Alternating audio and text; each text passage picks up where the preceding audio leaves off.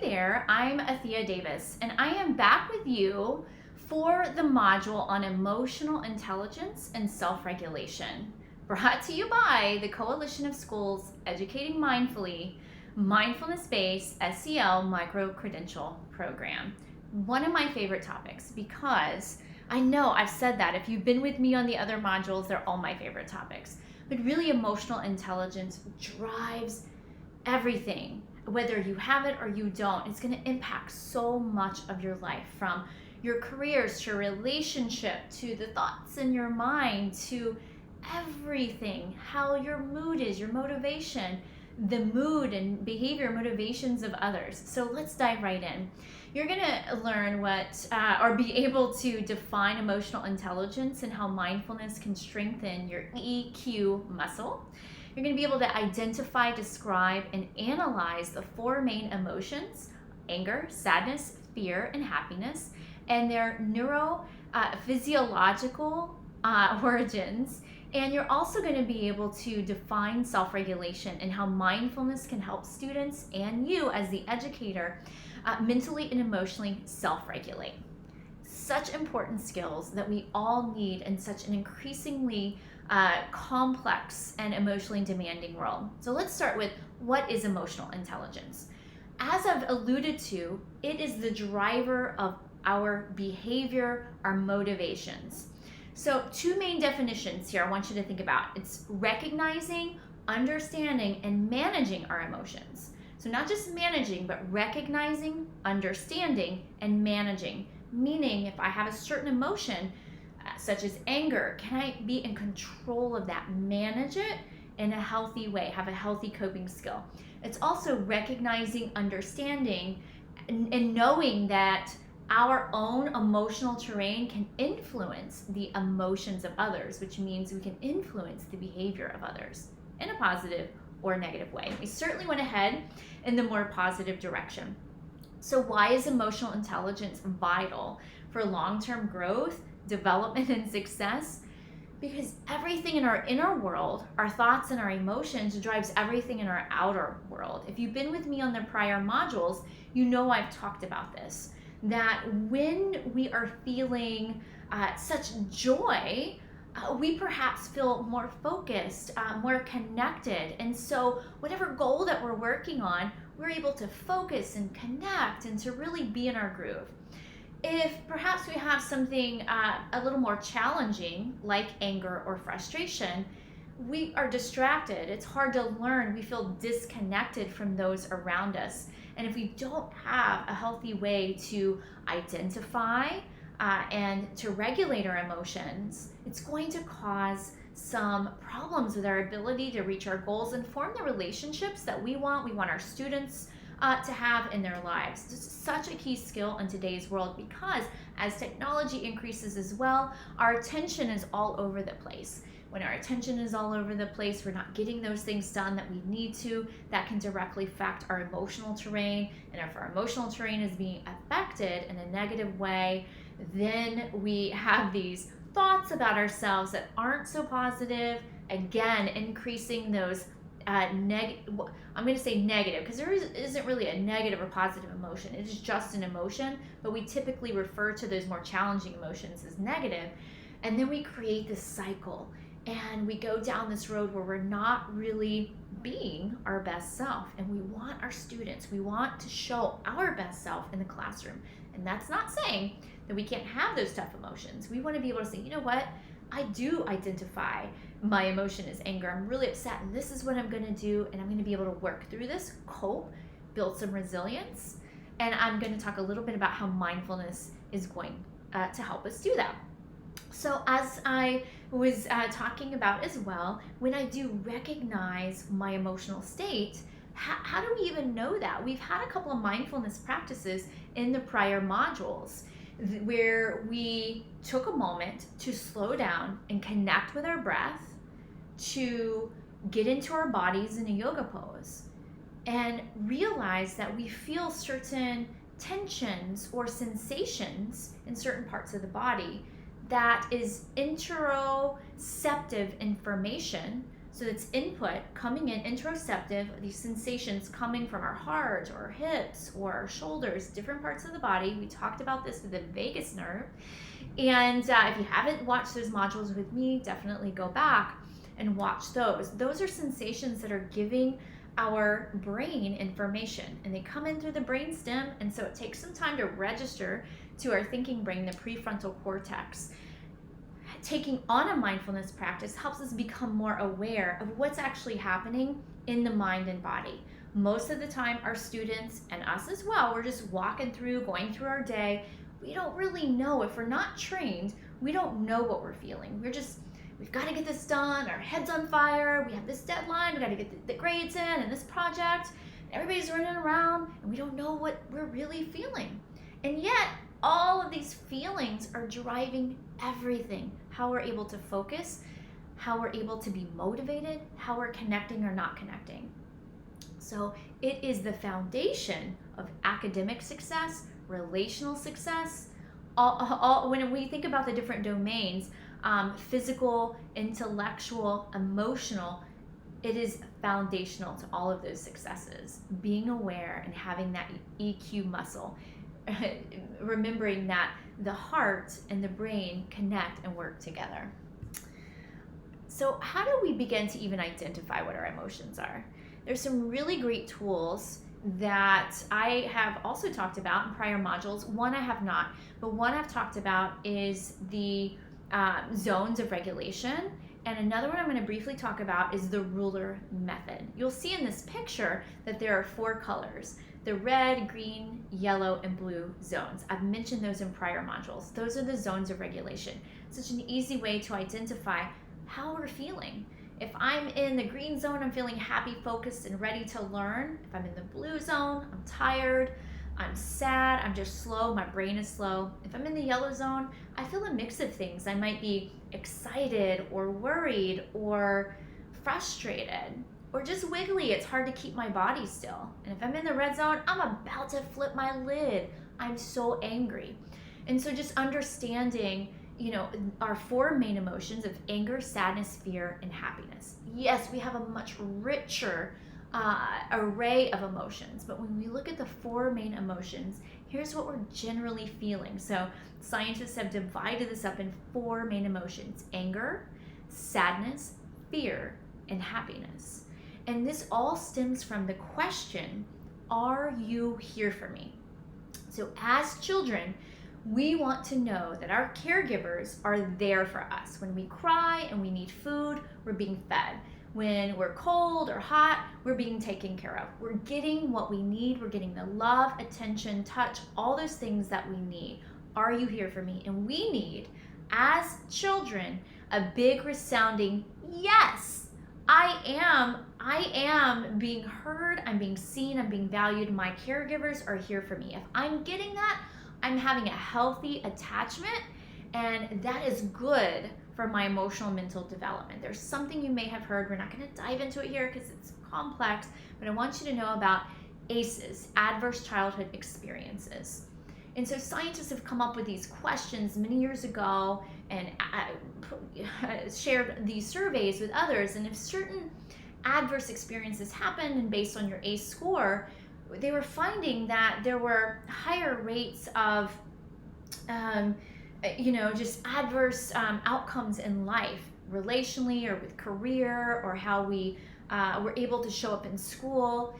And so if your ACE score was high, you had a higher rate or probability of having troubles in school, or not having stable relationships in life, having mental health issues that were not being resolved or healed.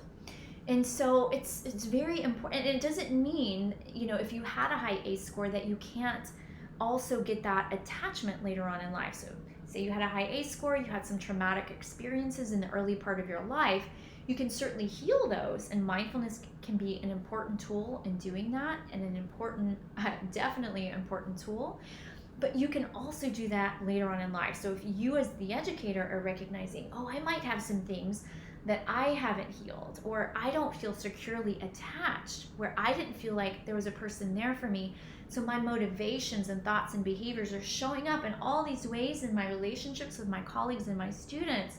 And even in my personal life, I can become aware of that through mindfulness as I notice what my emotions are. I have that curiosity. I dive in a little deeper and I say, okay, what's the next step?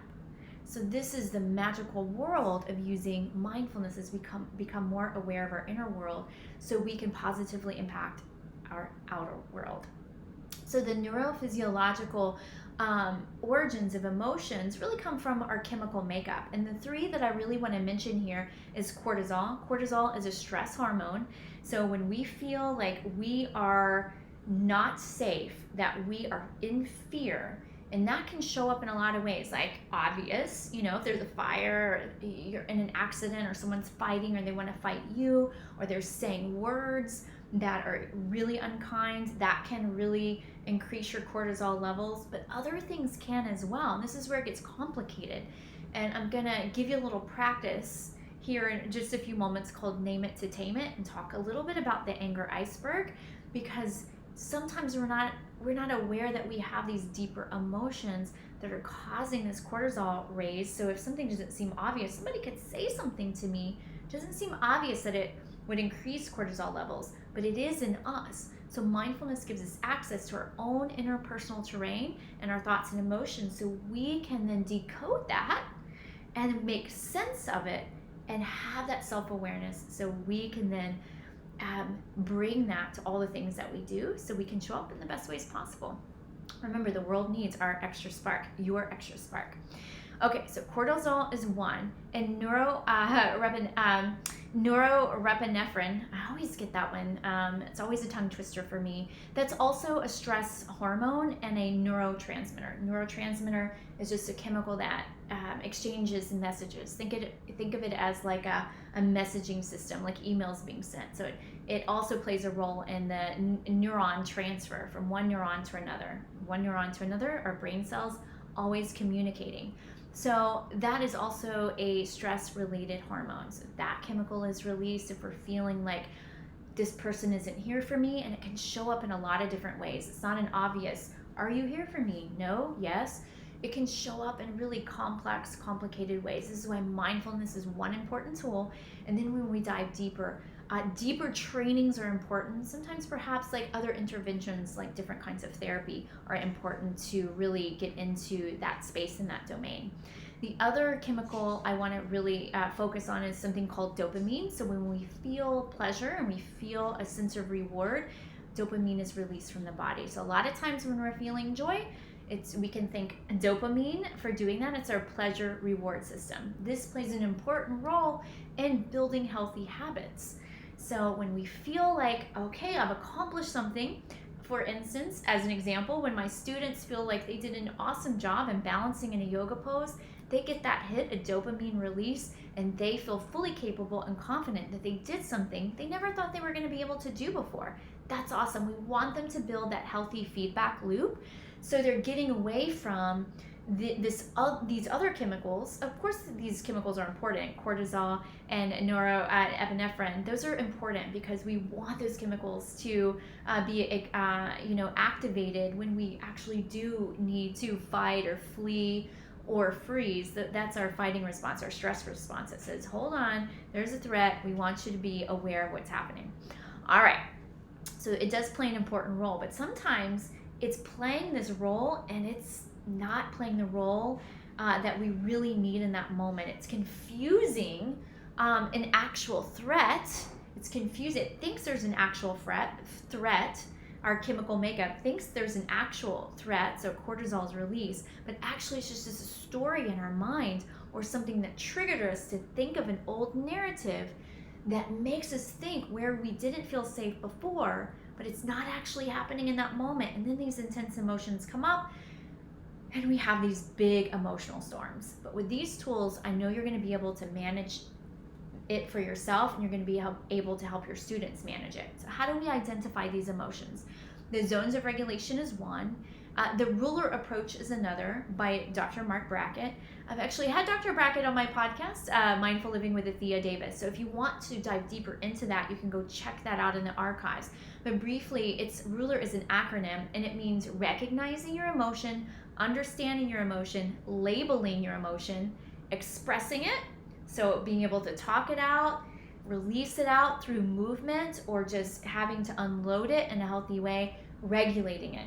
Getting from, if you're at a 10, you've just flipped your lid, coming back down to like a 3 or a 4, coming back into that green zone. So how do we get there?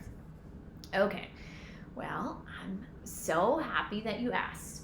We do something called self-regulation. Once I'm able to recognize that I'm not in a green zone, that I'm in a red zone or a yellow zone area, I'm anxious, I'm scared, I'm frustrated, I am not relationally good right now with anybody, not even myself, and I can't focus.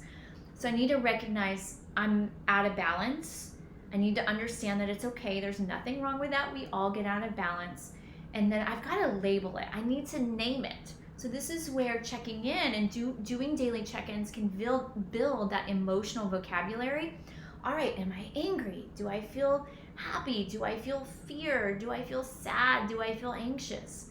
Naming what it is, that's important, because a lot of times we might not know right away, but when we take a breath or do a yoga movement or a meditation, it gives us access to that interoception, our inner sensations, that language that we're learning how to speak, that will travel up the brainstem all the way through the prefrontal cortex, where we can make sense of it and say, okay, how can I express that in a healthy way?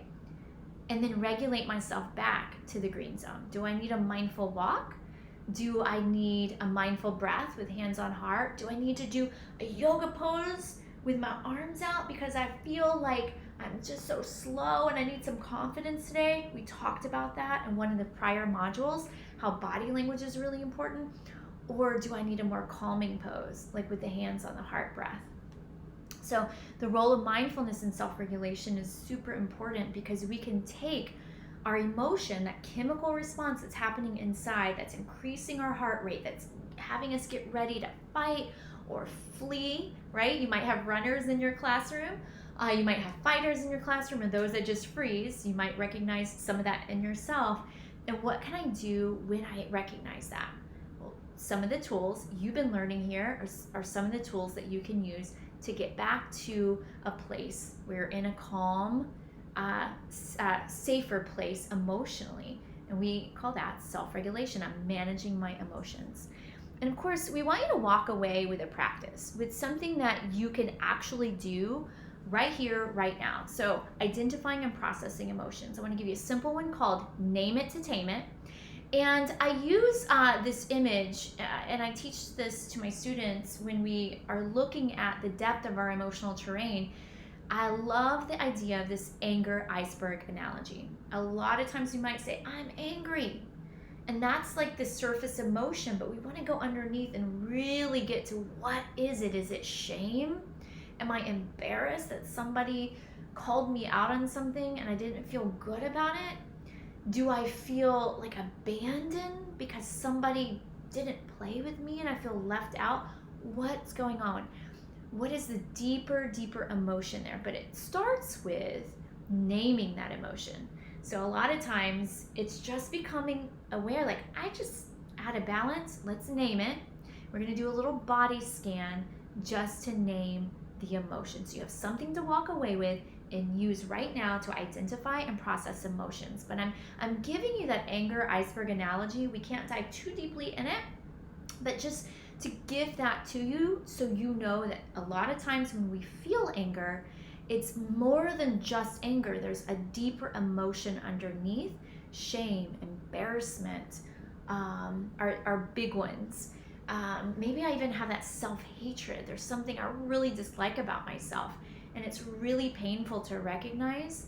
And that's something to discover, that we may discover in conversation with our students, or other interventions may need to happen, like therapy or counseling or other healing modalities, to discover what that deeper emotion is. But you have the initial tools to at least get you headed in the right direction. So naming it to tame it. Just naming what emotion you feel. So how do we know? We're going to go inside the body.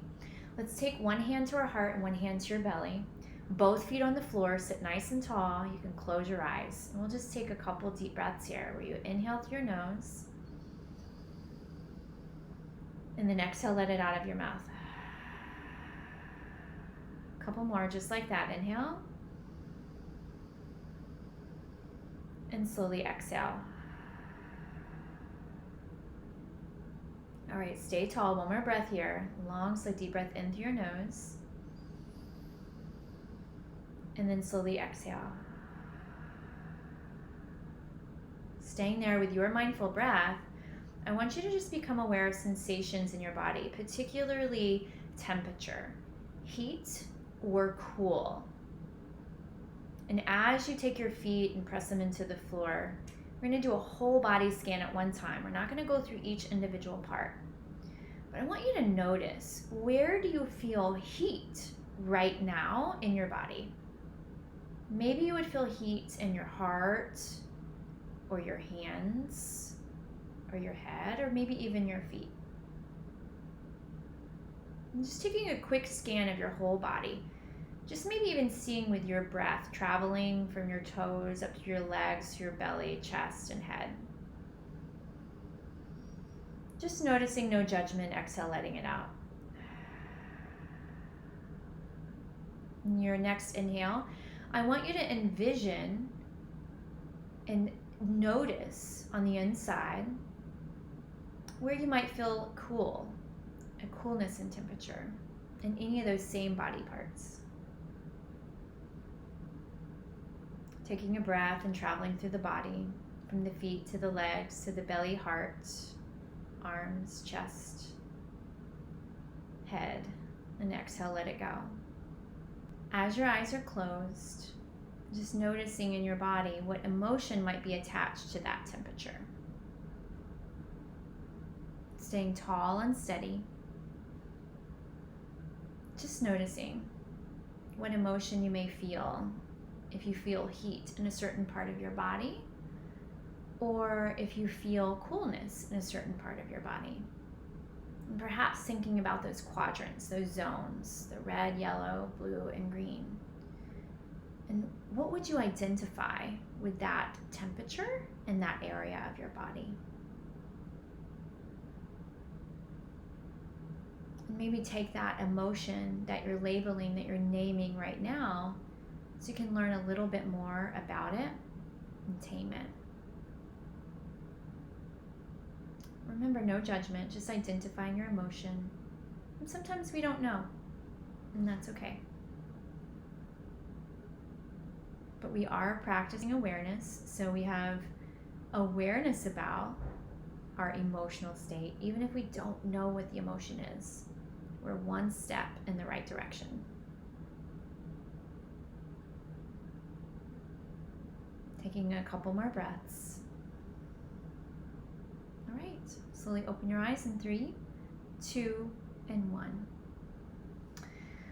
All right, that's name it to tame it. It's one thing you can do to start naming your emotion, is understanding what's going on the inside. And a lot of times just becoming aware of body temperature. So I wanted to break away from just looking at physical tension. That's one way we might know. But sometimes body temperature is another way that we can do a scan and understand what emotion we may feel. And then I want to give you that anger iceberg to think about what might be underneath that emotion that perhaps you identified. Or if you're still thinking and you don't know, that's okay. Come back to this and you might discover that. All right, a couple of resources I want to let you know about. Definitely check out Permission to Feel by Dr. Mark Brackett. If you would like to hear our conversation on my podcast, Mindful Living with Athea Davis, you can check it out on iTunes, Spotify, any of the places you listen to podcasts. And definitely check out Daniel Goleman's books. He is the father of emotional intelligence, so you want to check out his readings as well. All right, I hope you gained a lot of value out of this short session, and you have a practical tool to use for yourself, to use with your students.